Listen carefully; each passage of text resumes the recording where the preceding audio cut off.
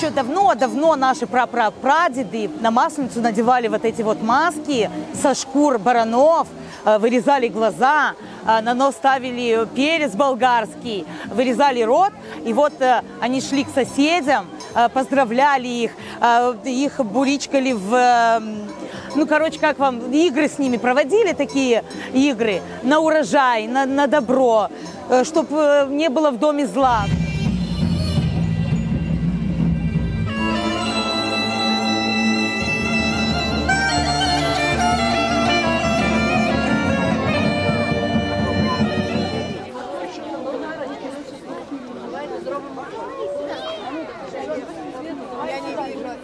З початком незалежності України болгарська культура розцвіла нарешті в Україні. З'явилася купа болгарських культурних центрів, болгарських шкіл в Болграді, в Одесі, таврійські болгари теж в Запоріжжі, в Бердянську, в Мелітополі.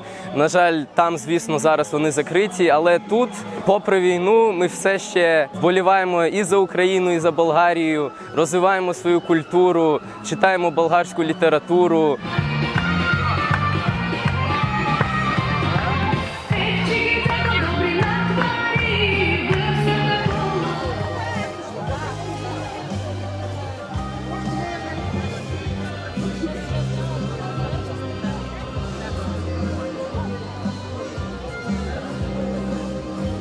Дома есть овечки, из них берем шерсть, вырабатываем, стираем и придем и делаем нитки, и на ткацком станке делаем ткань.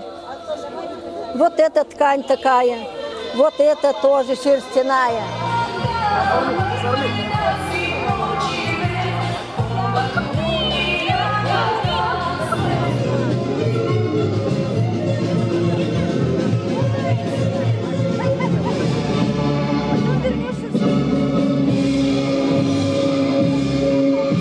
Моста между приятелските отношения между Украина и България е именно нашето българско национално малцинство. Българите, които живеят тук, които са украински граждани, се явяват онзи мост на връзка, на двустранните връзки и гарант за добрите отношения.